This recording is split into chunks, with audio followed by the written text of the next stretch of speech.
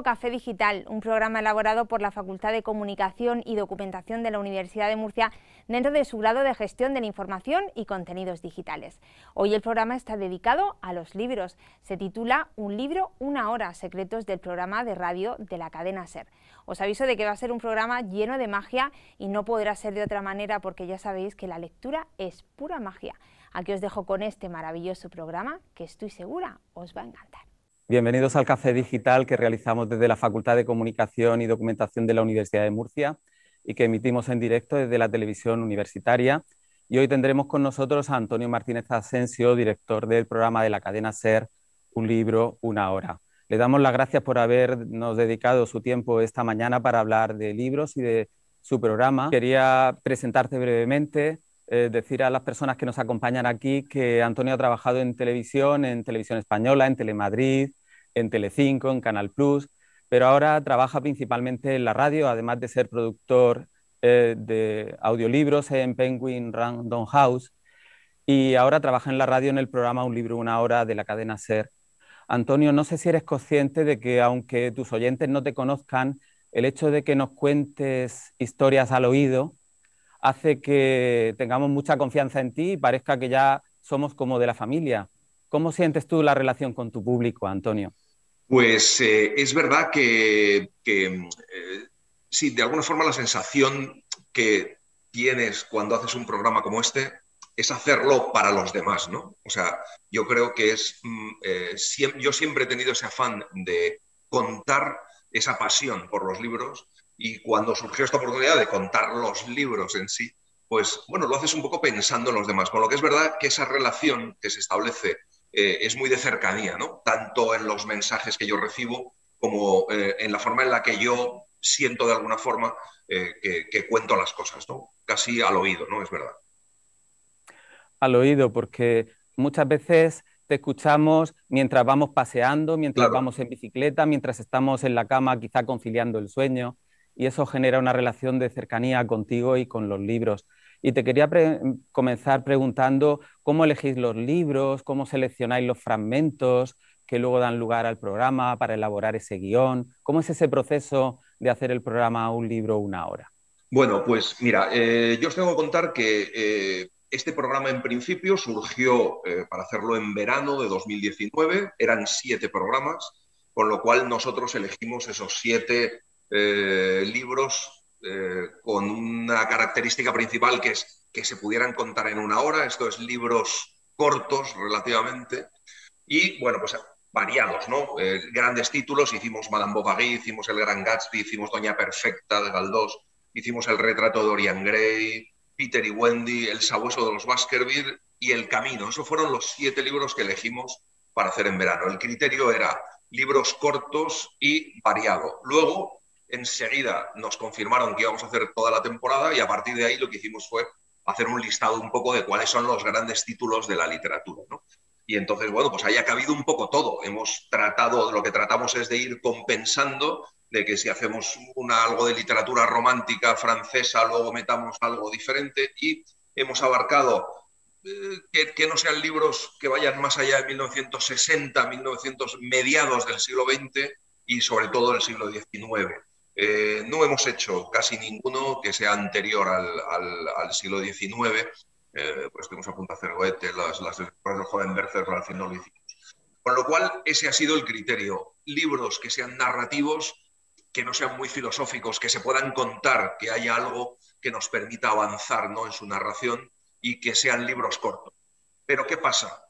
Que vamos a empezar la 3ª temporada en breve. Ahora ya se nos ha ido un poco al traste eso, porque nos damos cuenta de que hay grandes libros de la literatura universal que no podemos dejar fuera, aunque sean largos. Con lo cual tendremos que hacer Crimen y Castigo, tendremos que hacer Ana Karenina, tendremos que hacer La Regenta, tendremos que hacer los libros gordos. Y bueno, ya veremos pues cómo lo hacemos, porque hacer un libro largo, muy largo, no solo tiene la dificultad de que yo hago un trabajo, si quieres, muy artesanal, es decir, me leo el libro, lo voy subrayando ya en la lectura, voy viendo cómo vamos a contar, cómo voy a contar qué partes, voy señalando los fragmentos que son esos fragmentos que hay que leer sí o sí, que son los fragmentos que lee Eugenio Barona la mayoría de las veces y que se leen literalmente, que son fragmentos del libro.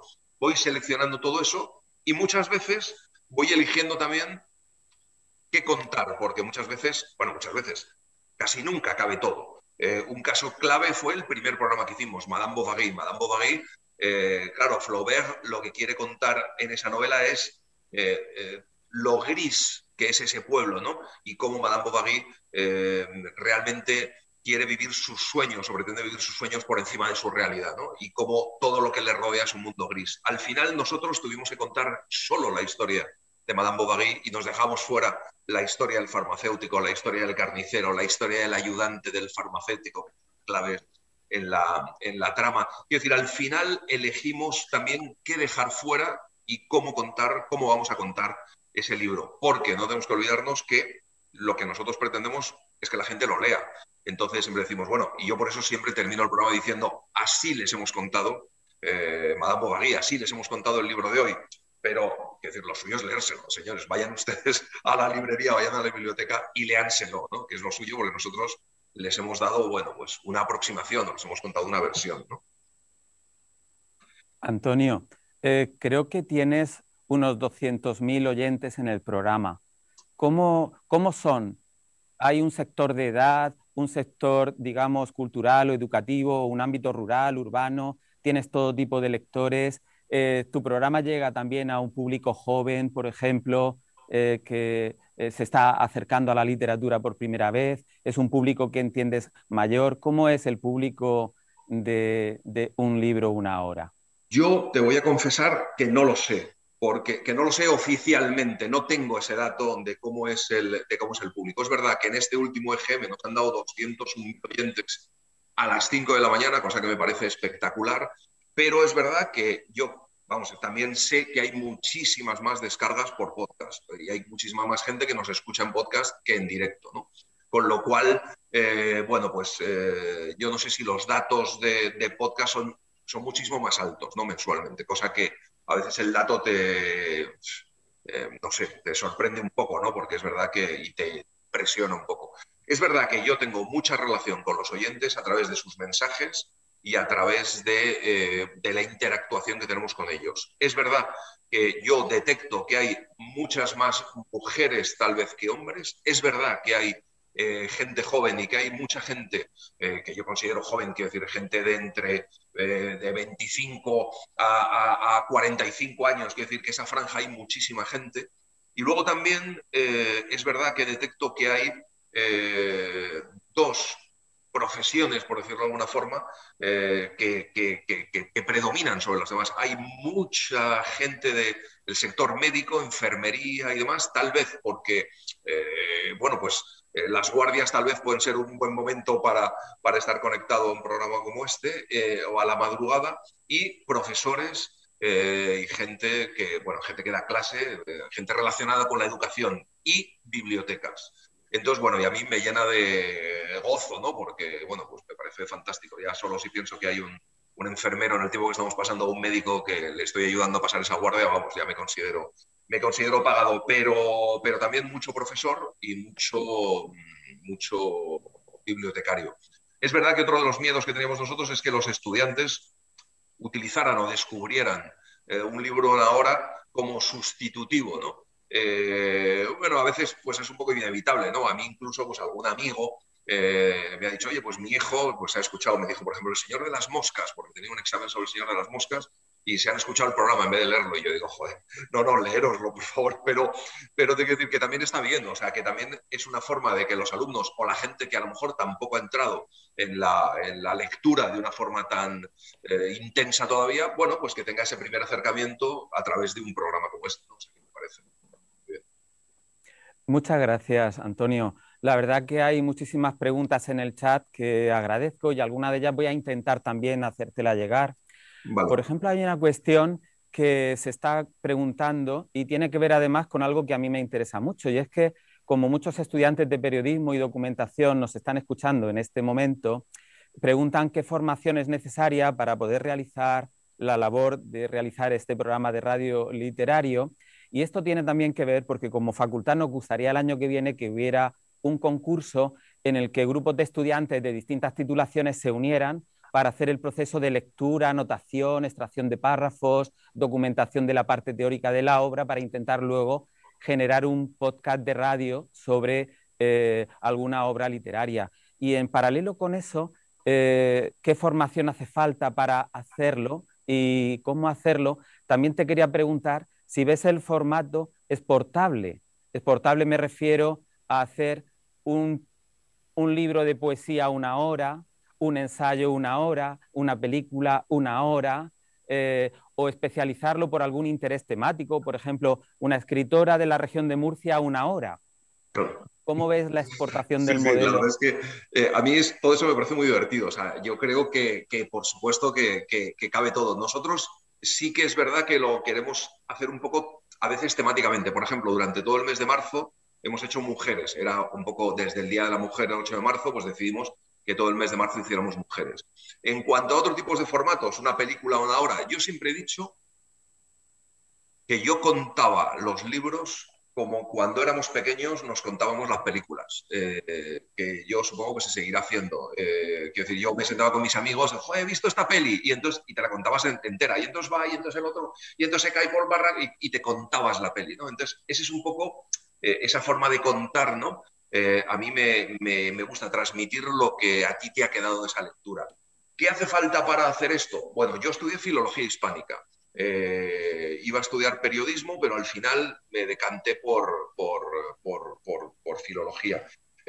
¿Por qué? Pues porque también en la época que yo estudiaba salías de un colegio, salías de un instituto y te asignaban una universidad.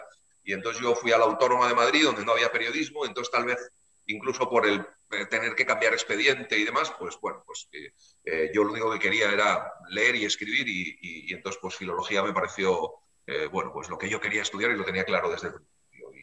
Aunque me gustaba mucho el periodismo. Pero luego es curioso porque yo he desarrollado toda mi carrera en el mundo del periodismo. Yo he estado en el mundo de la televisión como productor y también como generador de contenidos, y en el mundo de la radio siempre hablando de libros. ¿Qué es lo que a mí me ha servido mucho? No sé si llamarlo la capacidad lectora.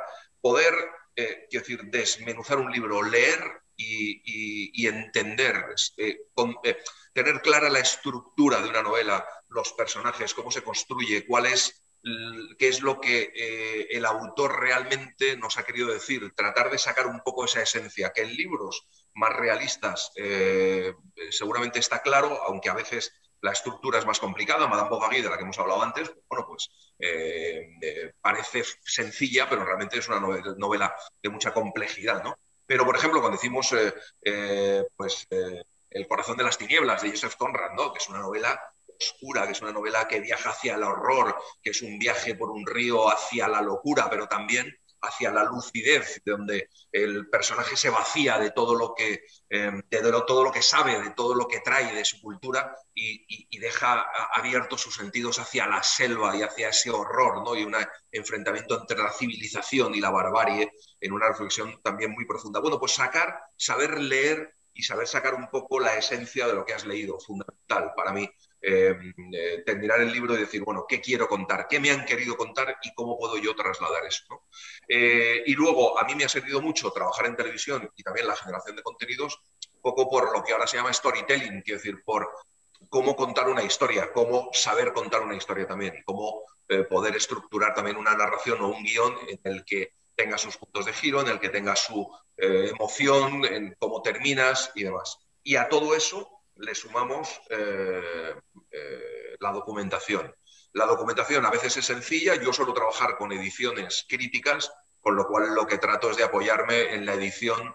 En este caso, por ejemplo, cuando hemos hecho El ingenioso Hidalgo Don Quijote de la Mancha, pues he utilizado la edición de Penguin porque es una edición que hizo Florencio Sevilla, que además era un catedrático de la Universidad Autónoma fantástico, que además falleció en diciembre de este año y que había sido profesor mío, yo le tenía mucho cariño, entonces, bueno, pues también un poco. Pero también hay un aparato crítico en el cual tú, bueno, pues lees el aparato crítico y también seleccionas también ahí, o yo lo que hago es seleccionar, bueno, pues qué es lo que realmente va a ayudar o no a la comprensión de ese libro y dar en 5 o 6 píldoras que es lo que hace Olga Hernán Gómez, nada más, bueno, pues tratar de darle toda la información o la información más precisa para que le pueda ayudar para entender ese libro. Con lo cual, ese trabajo de documentación, si no trabajo con una edición crítica, lo que hago es buscarlo, y ahí el problema que me encuentro es que me meto en la red, busco, y claro, ya sabéis, en la red se encuentran muchas cosas y algunas pues valen y otras no. Entonces también tener esa capacidad de filtrado, saber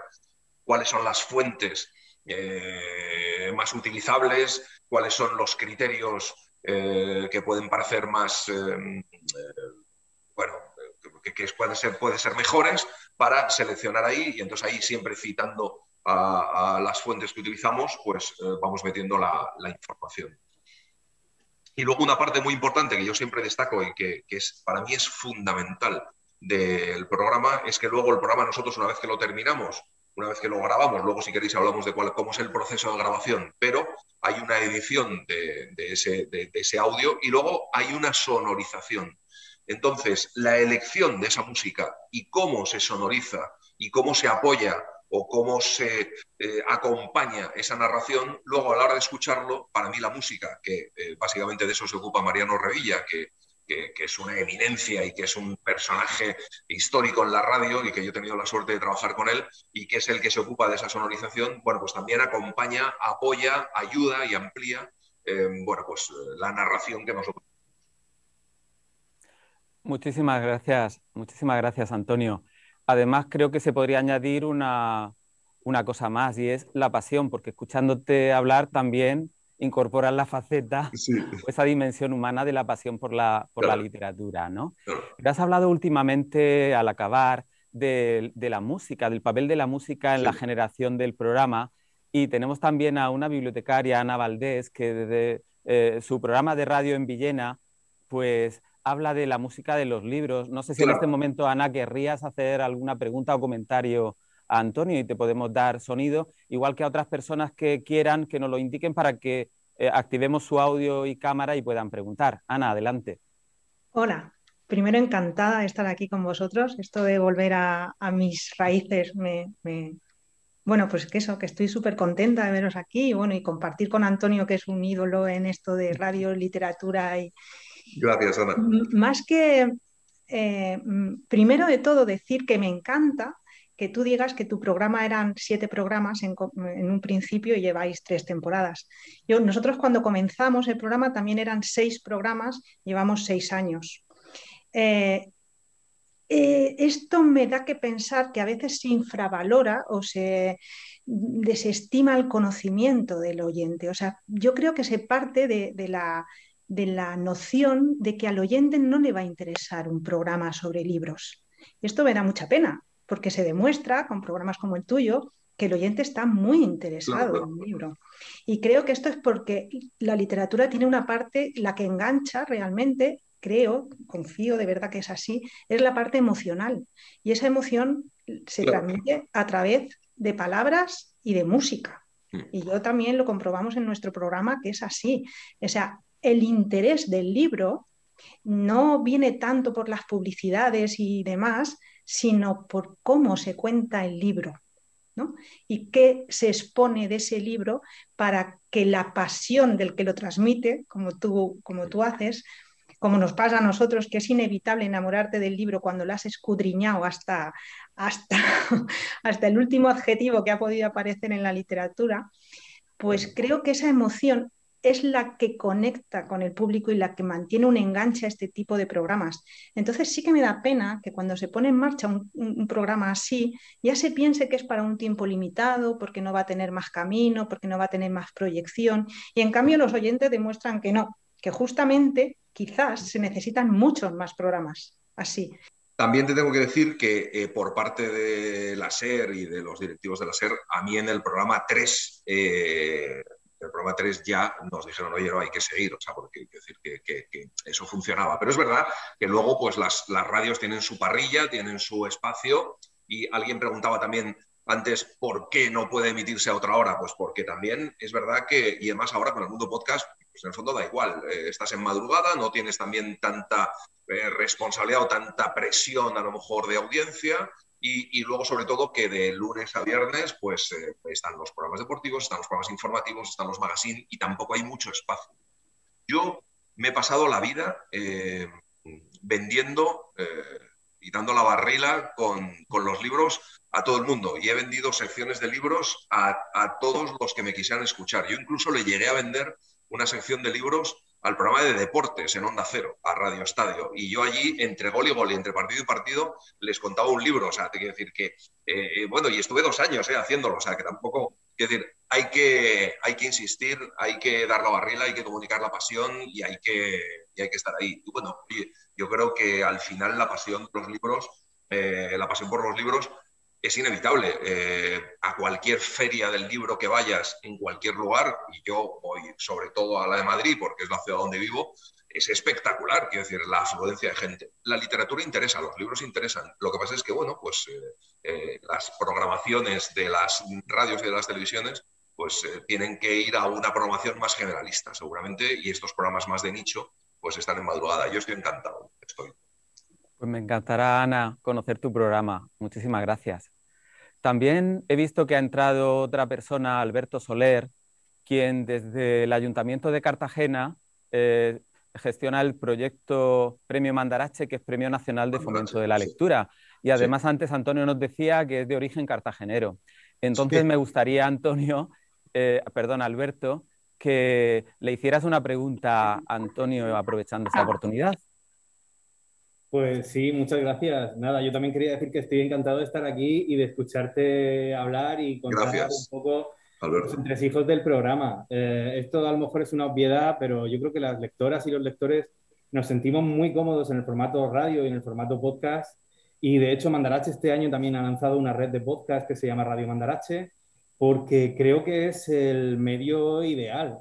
Es una obviedad que es de donde venimos, ¿no? De contarnos historias de manera oral. Es un medio sonoro basado en la palabra y creo que por eso nos funciona. Bueno, yo es que soy muy de radio, a mí me funciona mucho. Bueno, enhorabuena por tu trabajo. Sí que tengo una pregunta que hacerte, y es al hilo de propuestas literarias que, bueno, aunque esto viene de lejos, han tenido mucho éxito recientemente y que reproducen hablas y estilos que están alejados del español normativo. Sí. Pienso, por ejemplo, en Panza de Burro de Andrea Abreu, o en Voz de Vieja de Elisa Victoria. Claro, mi pregunta es, jolín, ¿cómo se enfrenta uno a un proyecto de audiolibro de estas propuestas literarias que se alejan del español de Valladolid, por decirlo así, ¿no? Claro. Mira, nosotros por ahora no nos hemos encontrado en el programa con dificultades de ese tipo. Simplemente lo que estamos es diferenciando cuando el personaje es femenino, intentamos incorporar a una mujer y que no se haga todo el texto Eugenio Barona en cuanto a los fragmentos seleccionados. Pero es verdad que yo, como sabéis, hago audiolibros, produzco audiolibros en Penguin Random House. Entonces, sabéis que el formato del audiolibro es leer el libro de cabo a rabo en principio a solo una voz, que decir, en función un poco del narrador, si es un narrador omnisciente en tercera persona o si es una primera persona, entonces tantas voces como primeras personas haya.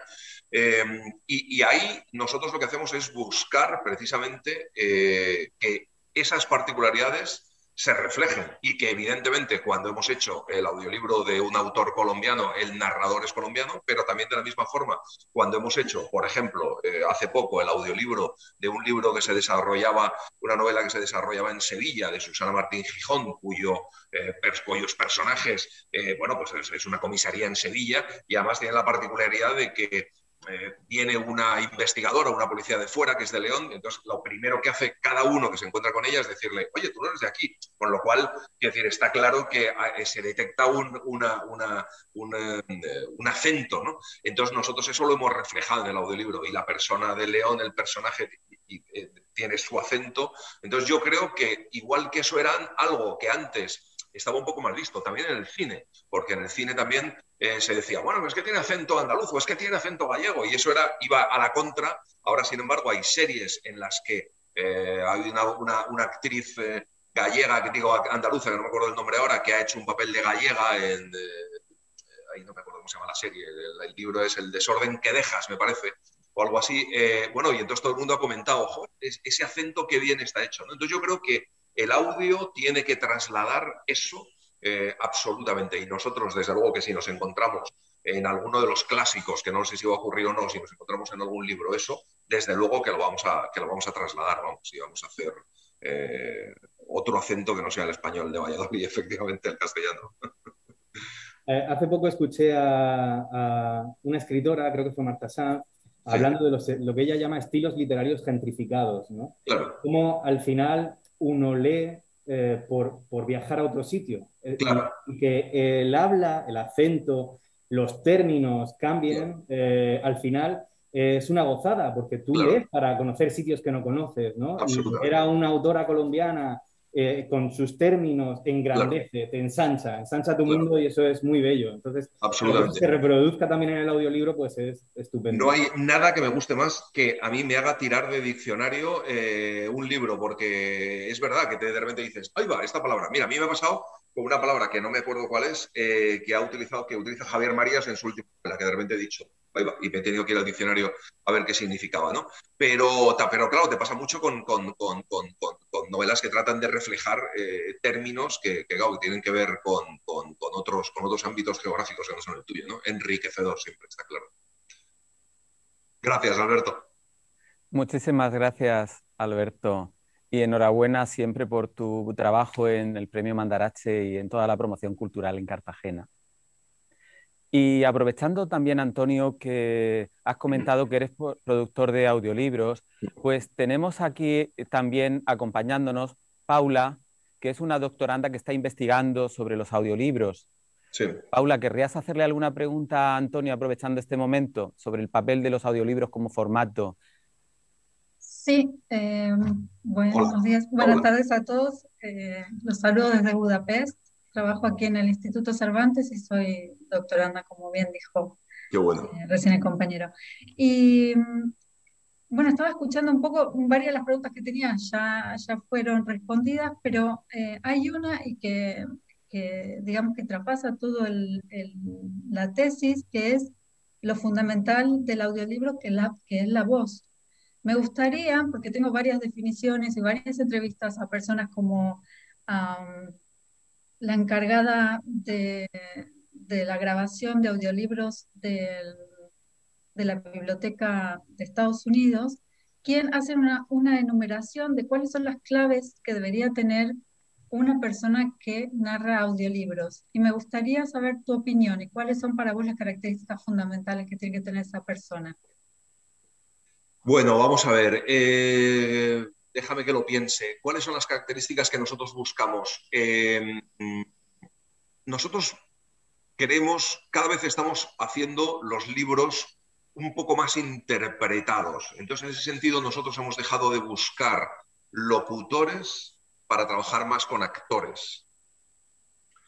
¿Por qué? Porque en el audiolibro tienes que ayudar al oyente, al lector, sin tipografía. En un diálogo tienes que saber distinguir bien o hacer distinguir bien un personaje de otro, tienes que saber distinguir, hay muchísimos personajes. En la última novela, por ejemplo, de Artur Pérez Reverte, bueno, que es una novela coral que se desarrolla dentro de una batalla, hay cientos de personajes y con nosotros lo hizo Víctor Clavijo, que es un gran actor, y bueno, fue una dificultad ir separando y distinguiendo a cada uno de ellos y a darle cada uno su pequeña personalidad o por lo menos distinguirlos y su acento.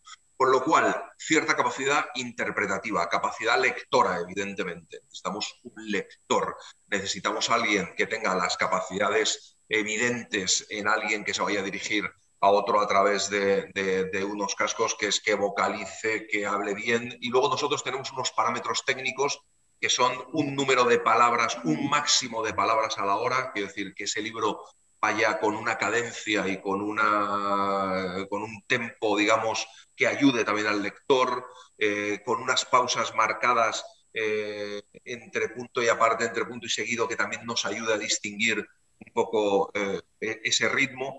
Yo creo que esa capacidad lectora, esa capacidad de interpretación en el sentido de ese timbre de voz, ese color de voz que haga que podamos distinguir entre unos y otros, y que luego nosotros utilizamos mucho un término aquí que es que no te saque del libro, que no haya nada estridente, que no haya nada que de repente te saca de esa concentración que debe ser escuchar un audiolibro. Yo sé que tiene que haber características técnicas de esas voces que seguramente incluso sabrás tú más que estás investigando eso.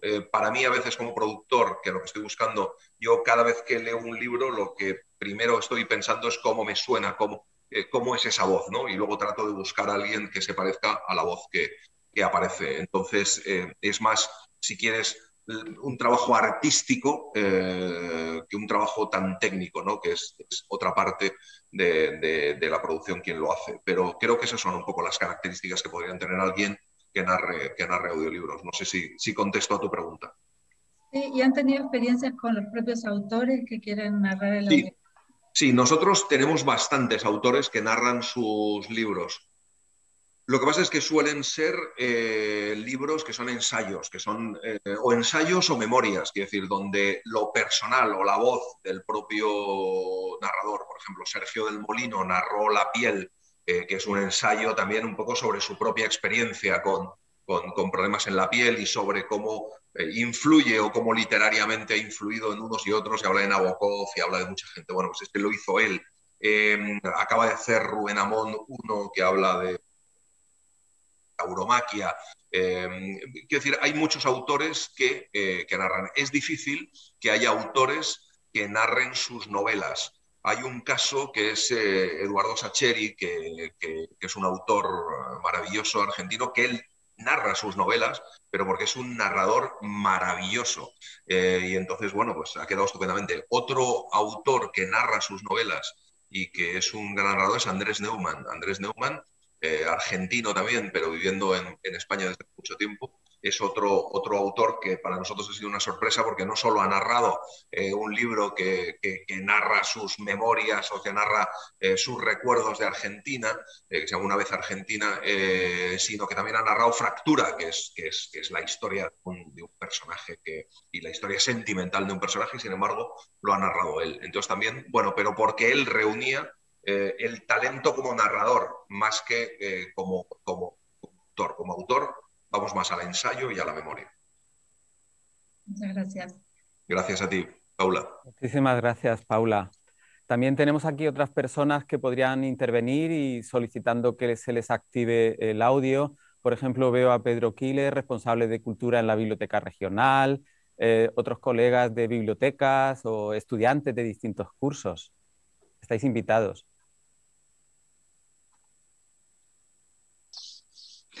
Bueno, yo tengo una curiosidad casi profesional, sí. Y es si Antonio ha tenido alguna vez dificultades de algún tipo con las editoriales por el hecho de exponer los libros de esa forma tan abierta. Aunque has hecho la salvedad de que efectivamente, y parece ser que es así, los oyentes después lo que hacen es precisamente solicitar el libro. Pero no ha habido ninguna editorial que tuviera cierto resquemor sobre la posibilidad de que el libro lo exponga de una manera tan abierta. Bueno, vamos a ver. Nosotros, por ejemplo, nosotros novela negra, pues no hacemos. Hemos hecho El sabueso de los Baskerville, pero claro, hombre, yo creo que es un poco más duro desvelar un libro en el caso de una novela policíaca, ¿no? Entonces sí que alguna editorial, cuando yo les pedí un libro, me dijo, oye, pero este no me lo destripes, o sea, no cuentes el final. Entonces, claro, pues ese no lo hemos hecho, ¿no? Normalmente las editoriales están encantadas y colaboran absolutamente. Yo pido permiso a todas las editoriales, evidentemente, antes de hacerlo.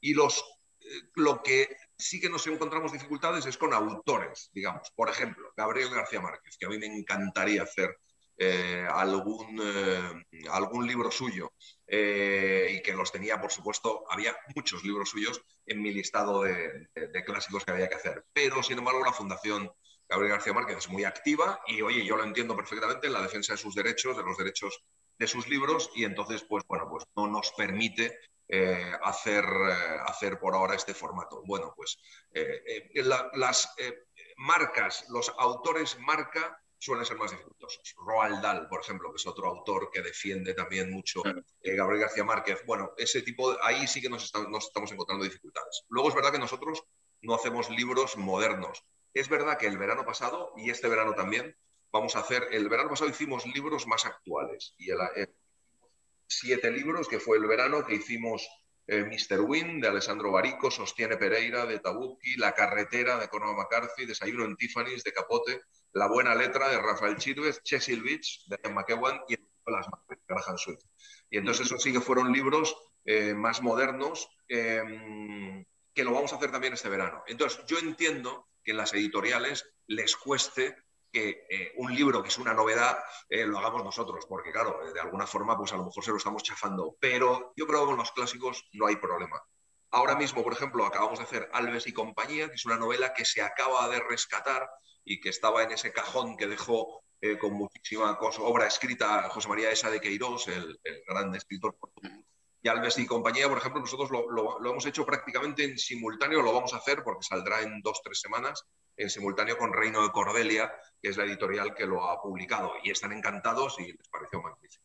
Bueno, esa de Queirós, de todas formas, y otros muchos de los que hacéis están en el dominio público. Y el último extremo no debería... Lo que pasa es que muchas de ellas están en el dominio público, pero la traducción no. Entonces, claro, la traducción no. También, bueno, yo cito siempre en el programa, como sabéis, la editorial, al traductor, y citamos también el aparato crítico, la edición, pero bueno, siempre hay que... Bueno, pues quería nada más ya últimamente que finalmente darte la enhorabuena. Gracias, Pedro. Porque tu programa además me lo descubrió. Quiero decir, no solo llegáis a la gente afín a la literatura, de narrativa, por así decir, sino que tu programa me lo descubrió una persona que se mueve en el mundo de la divulgación científica. O sea que llegáis a todas partes. Dani Torregrosa, que es un gran divulgador de aquí de Murcia, fue el que me habló de tu programa y me encantó. Bueno, pues muchas gracias, Pedro, y gracias a Daniel.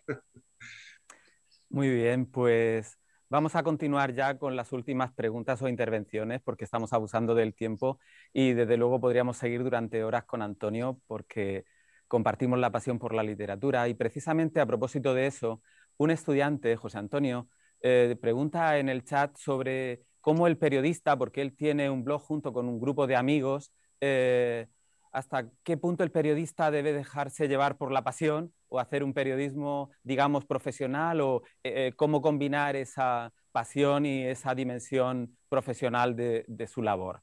Y después de tu respuesta a este comentario, me gustaría darle la palabra a una estudiante de primero, Pilar Gómez Morcillo, que también tiene un blog de reseñas literarias y que le gustaría hacerte una pregunta.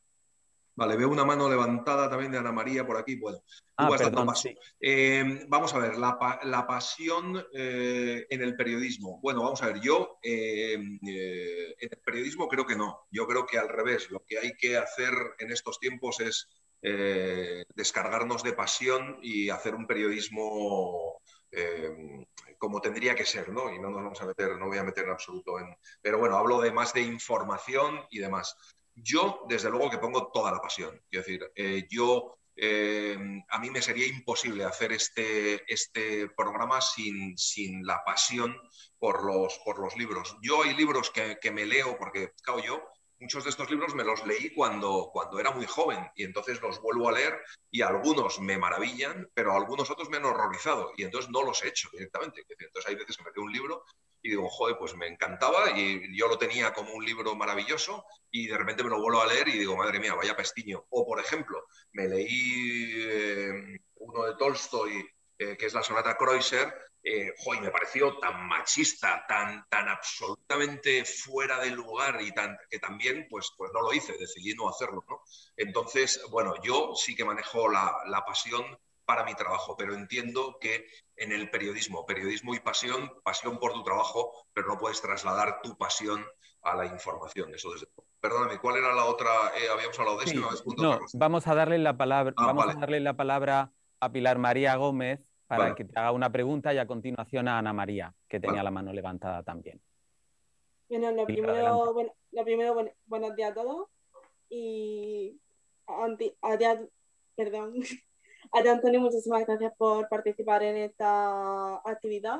Gracias, Pilar. Y la verdad es que a mí me encantaría saber cuál es tu opinión sobre los bloggers literarios y todo eso. Me encantaría saber cuál es tu opinión acerca de todo eso.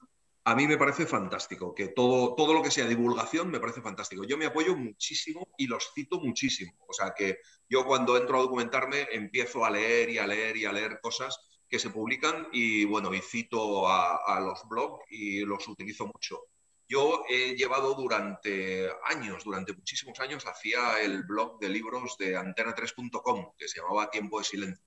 Y me lo pasaba muy bien. Y efectivamente hacía esa crítica que en realidad no es crítica, porque claro, es otra cosa, es opinión o es un poco hablar sobre los libros que nos apasionan. A mí me parece que son siempre una fuente de información, que son utilísimos y yo de hecho, ya te digo que los leo, habitualmente los utilizo para el programa y los cito en el programa. De hecho, creo que en el programa de hoy, en el programa que se emitió la semana pasada, ha habido uno de los blogs que me ha mandado nos ha citado un libro una hora y bueno, y ahí estaba. O sea que os animo a todos los que tengáis blog a seguir adelante con ese trabajo y a publicar, a leer y contarlo, que yo creo que es lo que hay que hacer, o sea, leer y contarlo y trasladarlo. Muchísimas gracias. Gracias, Pilar. A ti. Muchísimas gracias, Antonio. Y quizá ya para finalizar la pregunta de Ana María. Adelante. Hola, buenas. Hola. Solo quería preguntar un par de cosas. ¿Cómo crees tú que has llegado más a las personas? ¿A través de radio, televisión?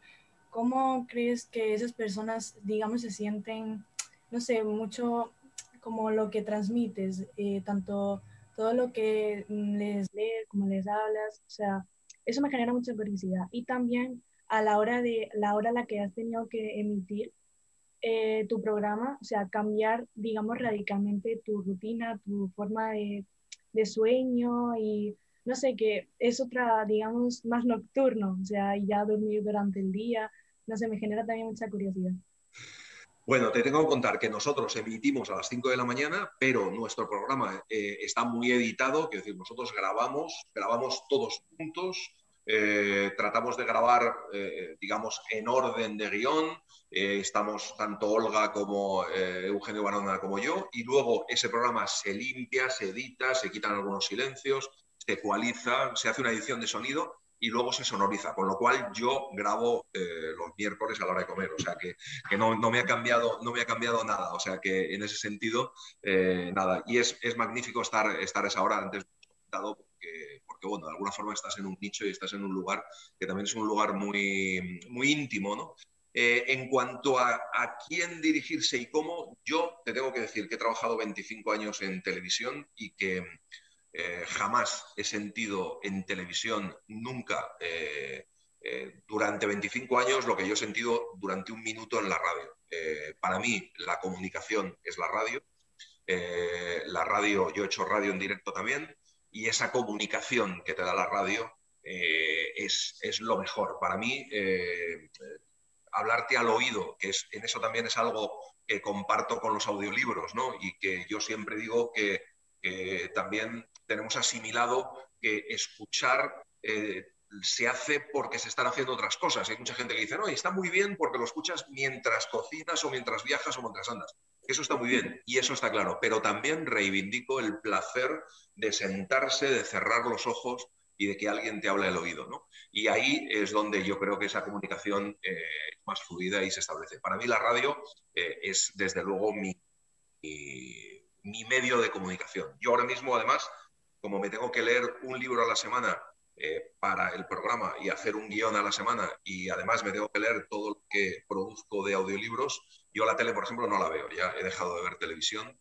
y es verdad que también me he dado cuenta que el tiempo que yo tardaba en ver una película o una serie, que también es verdad que me siento un poco como Mafalda cuando no tenía televisión. No sé si los estudiantes leerán Mafalda o es una cosa un poco viejuna mía, pero Mafalda no tenía tele y en el colegio pues era una friki porque casi se reían de ella. Bueno, yo soy un friki porque no veo series, entonces entre mis amigos pues hay ciertas conversaciones que no puedo tener porque no he visto una sola serie en mi vida, pero claro, es que me tengo que leer 4 libros a la semana, con lo cual la radio forever. De acuerdo, gracias, Ana María. Gracias a ti.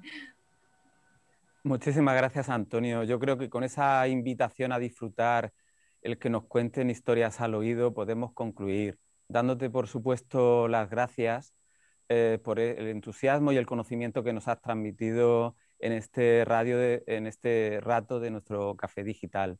Antonio, muchísimas gracias. Muchas gracias. Yo querría terminar invitándoos mañana, que es el día del libro, a partir de las 9 de la mañana va a estar colgado en el canal de YouTube de la cadena SER. Por primera vez hemos grabado en vídeo el programa. Y además hemos hecho el ingenioso Hidalgo Don Quijote de la Mancha. Y además lo hemos hecho, además de con Eugenio Barona, con Pedro Casablanc y con Pepe Villuela. Entonces lo hemos grabado en vídeo y por primera vez, bueno, se va a poder ver un libro una hora entero en vídeo, con lo que os invito, si queréis, a verlo por un poco la peculiaridad de cómo se hace y, bueno, pues a escuchar también el Quijote, que mañana pues es el día, ¿no? Entonces, el programa que emitimos esta semana, que se emitirá también a las 5 de la mañana, pero mañana a las 9 de la mañana también estará disponible. Muchísimas gracias, Antonio. Yo la verdad es que estoy expectante a que se estrene en vuestro canal el ingenioso Hidalgo Don Quijote de la Mancha para verlo mañana por la mañana. Muy bien. Pues os agradezco muchísimo esta invitación, de verdad. Yo disfruto muchísimo. De verdad, os digo que estoy a vuestra disposición, tanto de los estudiantes si necesitan cualquier cosa, como vuestra, para cualquier cosa que podáis. Y espero que el año que viene nos veamos por allí. Muy bien, seguro. Contamos contigo para que nos asesores el año que viene. Muy bien. En el concurso que nuestros estudiantes van a hacer. Perfecto. Y que puedas escuchar los primeros podcasts literarios que van a hacer. Bien. Muchísimas gracias y aquí acabamos el café digital. Muy bien, gracias a todos. Hasta pronto. Muchísimas gracias.